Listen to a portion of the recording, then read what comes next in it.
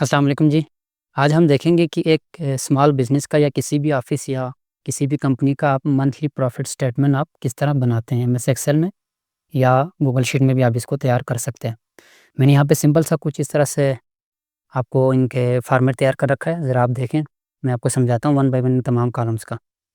सबसे पहले column serial number है, साथ ही अगर आप देखेंगे फिर यहाँ पे क्लाइंट नेम है, फिर सर्विसेज़ से जो आप प्रोवाइड कर रहे हैं, इनवॉइस विदाउट टैक्स अमाउंट है, जीएसटी है, टोटल इनवॉइस अमाउंट है, फिर इनकम टैक्स है, आगे आपका पेमेंट रिसीव्ड अमाउंट जो आपको हुआ है वो है, डेट है, फिर आगे पूरी एक आपके पास देखिए मैंने वन बाय वन पूरा कॉलम एक फाइनेंशियल पूरा एक स्टेटमेंट मैंने तैयार कर रखा है।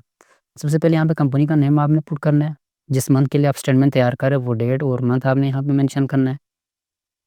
साथ ही यहाँ पे क्लाइंट नेम आपने पुट किया, सर्विसेज़ जो आप प्रोवाइड कर रहे हैं, फ़र्ज़ कर लीजिए ये क्लाइंट है, जोसेफ है उनका नाम, आपने उनको ऐप डेवलप करने का सर्विस आपने प्रोवाइड की। इनवॉइस में आपने आपका जो इनवॉइस अमाउंट था जिसके ऊपर विदाउट टैक्स जो अमाउंट था वो 1 लाख रुपया था फॉर एग्ज़ाम्पल। जीएसटी उसके ऊपर आपने प्लस कर ली, ये मैंने यहाँ पे फ़ॉर्मूला लगा रखा है ऊपर, ये आप चेक कर सकते हैं 16%। जीएसटी अगर अमाउंट अप्लाई हो 16%, 1 लाख का 16% 16,000 बनता है। जब जीएसटी इसके ऊपर प्लस होता है तो इनवॉइस अमाउंट विदाउट टैक्स था, उसके ऊपर जीएसटी आपने प्लस करके फिर आपका ये टोटल इनवॉइस अमाउंट बन गया 1,16,000। ठीक है जी। इनकम टैक्स अमाउंट है यहाँ पे किसी भी कंपनी का, जहाँ तक मैं जानता हूँ कि कुछ कंपनी का वो प्लस होता है, कुछ माइनस होता है, यहाँ पे मैंने माइनस कर रखा है, हमारी रिक्वायरमेंट माइनस था, क्योंकि क्लाइंट खुद पे कर रहा था इनकम टैक्स। अब पता नहीं ये प्लस होना था या माइनस, बहरहाल मैंने यहाँ पे इसको माइनस किया है।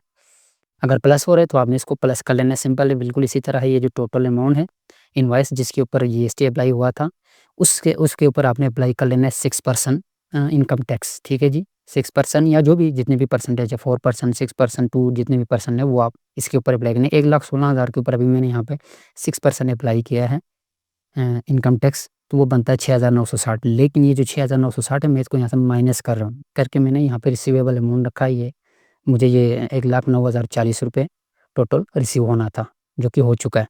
आगे आपने पेमेंट डिपॉज़िट डेट डाल देनी है। अगर कोई आपके पास रिसिप्ट स्लिप है या कोई ऑनलाइन आपके पास ट्रांज़ैक्शन आईडी है वो आप यहाँ पे पुट कर लेंगे। जो सर्विस आपने प्रोवाइड किया है कंपनी के क्लाइंट के लिए, उसके ऊपर कॉस्ट कितनी आई, यहाँ पे मैंने 50,000 रुपये रखा है। फ़र्ज़ कर लो मैंने ऐप डेवलप करने के लिए बहुत से और बंदों को भी हायर किया था। यूआई डिज़ाइनर को, ग्राफ़िक डिज़ाइनर को मैंने पैसे दे दिए, तो वो टोटल मेरे पास उसके ऊपर कॉस्ट आ गई 50,000। टेंटिव प्रॉफ़िट मेरे पास फिर उसके पास आ गई जी 59,040 रुपये, ठीक है। कोई आउटस्टैंडिंग है वो आप आगे शो कर सकते हैं, ये वाली आउटस्टैंडिंग वाली कॉलम में। फिर अगर आप कोई रिमार्क्स भी अगर ऐड करना चाहें वो भी कर सकते हैं, ठीक है जी। ये समझ लें एक ऐप डेवलपेशन का मेरे पास पूरा फाइनेंशियल स्टेटमेंट है। 50,000 रुपये हो गया मेरे पास कॉस्ट, ठीक है जी। प्रॉफ़िट उसमें से मुझे बचा 59,000 रुपये। अच्छा नीचे आते हैं, नेट प्रॉफ़िट आपने अभी निकालना है ये वाला। उसके लिए एक तरीका है, स्टाफ़ का सैलरी है, फ़र्ज़ कर लो आपने एक ऑफ़िस ओपन कर रखा है कहीं पे, तो ज़ाहिर है उसमें ऑफ़िस बॉय होंगे, आपके हेल्पर होंगे। अच्छा और भी बहुत सारे होंगे स्टाफ़, उनके लिए आपने कोई सैलरी पे की होगी, वो आपने यहाँ पे पुट करना है। मैं पुट कर लेता हूँ, फ़र्ज़ कर लें मैंने 10,000 एक ऑफ़िस बॉय रखा था, उसको मैंने सैलरी दे दी। अकोमोडेशन अगर आपने इनको दे रखा है कुछ, या इसके अलावा यहाँ पे जो आपने हायर किया है, जिनको आपने ये कॉस्ट में आपने शामिल किया, कुछ न कुछ तो आपने हायर किया होगा बंदे, उनको अगर आपने कोई अकोमोडेशन वगैरह दिया है या कोई और एक्सपेंस की टाइप हो सकती है, यहाँ मैंने अकोमोडेशन लिखा है, कुछ और एक्सपेंडिचर की कोई टाइप हो सकते है, वो आपने यहाँ मेंशन करना है। मैं फ़र्ज़ कर ले लिख लेता हूँ यहाँ पे जी 5,000 उनकी अकोमोडेशन का मैंने पे कर लिया। मंथली प्रॉफ़िट पीओएल है और अदर जो मिसलेनियस एक्सपेंडिचर्स है, जैसे कि कोई कुरियर अगर आपने भेजा है, कोई आपने फ्यूल अगर आपने व्हीकल में अगर आपने पुट किया है उसकी कोई एक्सपेंडिचर्स हैं, कुछ भी हो सकता है और खाने-पीने का गेस्ट रिफ्रेशमेंट का, मैं फ़र्ज़ कर लो मेरे पास मैं गेस्ट रिफ्रेशमेंट का मैंने इनको खाने का पैसा दे दिया, फ़र्ज़ कर लो मैं वो लिख लेता हूँ फूड का, वो इसी में शामिल है, फ़र्ज़ कर लो मैं रख लेता हूँ जी 4,000 रुपये मैंने वो पे कर लिया उनको, ठीक है। ऑफ़िस का मैंने रेंट तकरीबन यहाँ पे दे दिया है 15,000 रुपये मैंने ऑफ़िस का रेंट दे दिया। पीछे मेरे पास टोटल बचा इस पूरे वर्क का, ये मेरा नेट प्रॉफ़िट है 25,040 रुपये मेरे पास है। एक्सपेंडिचर्स निकाल के, ये यहाँ से माइनस हो रहा है, एक चीज़ आपको बता दूँ, यहाँ से ये माइनस हो रहा है, यानी ये जो आपका टेंटिव प्रॉफ़िट है, इसमें से आपका एक्सपेंडिचर्स टोटल वो माइनस हो रहा है, पीछे जो आपका बचता है वो आपका नेट प्रॉफ़िट है। ठीक हो गया जी, ये सिंपल सा एक प्रॉफ़िट स्टेटमेंट है मंथली। हर कॉलम के नीचे मैंने टोटल रखा है, यहाँ पे आपकी सर्विसेज़ है, अगर कोई नंबर में है तो वो यहाँ पे टोटल होंगे। इनवॉइस अमाउंट है आपका वो यहाँ पे टोटल होगा विदाउट टैक्स वाला। जीएसटी का जितने भी अमाउंट है वो यहाँ पे टोटल है। इनवॉइस अमाउंट विथ जीएसटी या विथ इनकम टैक्स अमाउंट दोनों यहाँ पे प्लस होंगे। अच्छा जी, यहाँ पे इनकम टैक्स का जो है ना वो प्लस होगा, पेमेंट अमाउंट जो आपको रिसीव्ड हुआ है उसका यहाँ पे टोटल आएँगे, डिपॉज़िट डेट है इसका तो कोई टोटल आएगा नहीं, रेफ़रेंस नंबर भी यहाँ पे चलो टोटल की ज़रूरत नहीं, यहाँ पे आएगा भी नहीं। बाकी ये सैलरी है टोटल, सैलरी या कॉस्ट कहें आप, फ़र्ज़ कर लो आप एक प्रोडक्ट आप अगर उसको कहीं से परचेज़ कर कोई बिज़नेस है, मैं समझ लेता हूँ फ़र्ज़ कर लें मेरे पास एक बिज़नेस है डिस्पोज़ेबल का, मेरा अपना बिज़नेस है, मैं लिखूँगा बिज़नेस का नाम कुछ भी, मैं यहाँ पे बिज़नेस ही लिख रहा हूँ, ठीक है जी? बिज़नेस है, यहाँ पे सर्विसेज़ मेरी है जी, डिस्पोज़ेबल कप का है, डिस्पोज़ेबल आइटम्स का है सॉरी, ये लिख लेंगे। इनवॉइस मतलब ये है कि जब मैंने परचेज़ किया तो मेरी टोटल परचेज़ इनवॉइस उसमें कितना आया, मैं देखता हूँ। फ़र्ज़ कर लें मैंने 50,000 रुपए का मेरे पास टोटल इनवॉइसेस है। इसके ऊपर मैंने 6% ये एप्लाई कर रखा है जीएसटी, तो वो बन रहा है जी 3,000 रुपए। यहाँ पे मैं इसको नीचे ड्रैग करता हूँ ताकि टोटल निकाल के दे दें। यहाँ पे मेरे पास हो गया 53,000 रुपए टोटल जीएसटी ऐड करके। इनकम टैक्स भी है यहाँ पे, मैं इसको नीचे ले आता हूँ। ये टोटल इनवॉइस अमाउंट है हमारे पास।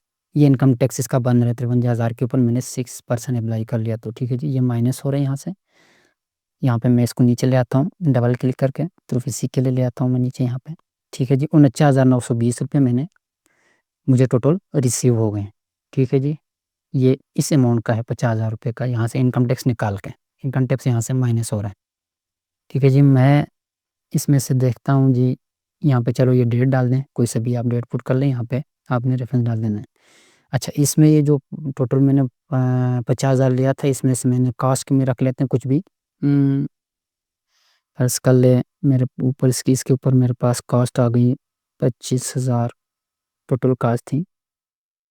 फ़र्ज़ कर लिए मैं एक बिज़नेस का रख रहा हूँ, मेरे पास एक बिज़नेस है डिस्पोज़ेबल का।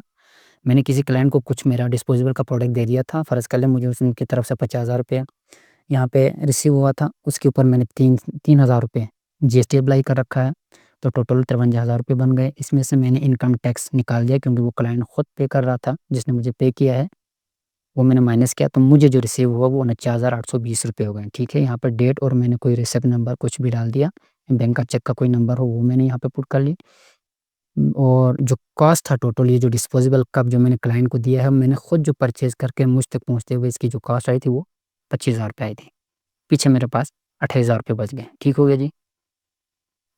नीचे आते हैं यहाँ पे, ये देख लें, फ़र्ज़ करो मैं अभी इसको बढ़ाता हूँ, मेरे क्योंकि ये बिज़नेस था, तो अब 10,000 नहीं, मैंने 2 मुलाज़िम रखे थे, 20,000 रुपए उनके मैंने सैलरी पे किया। ठीक है जी, उनको मैंने अकोमोडेशन 2 बंदों को मैंने सारा कुछ मिला के मैंने उनको दे दिया, मेरे पास अकोमोडेशन उनको दे दिया, उसका आ गया जी 10,000। ठीक है जी, इन दोनों के फूड का मैं रख लेता हूँ। अदर एक्सपेंसेस है मेरे पास, फ़र्ज़ कर लो उनके फूड हो गया या ओवरऑल ट्रांसपोर्ट का, फ्यूल का, उनके आना-जाने का सारे खर्चे मिला के मेरा इसके ऊपर 15,000 रुपए आ गए, वो मैं पुट कर लेता हूँ। ठीक है, जितना शॉप का जो रेंट था वो मैं 15,000 ही रखता हूँ, मैं उतना ही पे कर रहा था, तो पीछे मेरे पास बच रहा है जी 27,000 रुपए। ठीक है, ये दोनों फ़र्ज़ करो ये दोनों चीज़ें मेरी स्मॉल बिज़नेस का कोई एंट्री है, ये आपके सामने है 27,000 रुपए। इस तरह से आउटस्टैंडिंग कोई है अगर बकाया तो वो आप लिख सकते हैं, अगर क्लाइंट की तरफ से आपको जितना मिलना था उससे कम मिला वो आप आउटस्टैंडिंग में ला सकते हैं। ठीक है, आउटस्टैंडिंग में लाने का आपके पास तरीका ये है कि ये आप रिसीवेबल जो अमाउंट है किधर गया? यहाँ ये, इसमें से आप माइनस कर लें टोटल इनवॉइस अमाउंट को यहाँ से। ठीक है जी, उसको माइनस कर लें, ये खुद बहुत आउटस्टैंडिंग आपका निकल आएगा, कितना आपको मिलना था, लेकिन मिला कितना है आपको, कम आ गए तो यहाँ पे आपके पास माइनस में चला जाएगा। ठीक है जी, वीडियो पसंद आए तो लाइक करें, शेयर करें।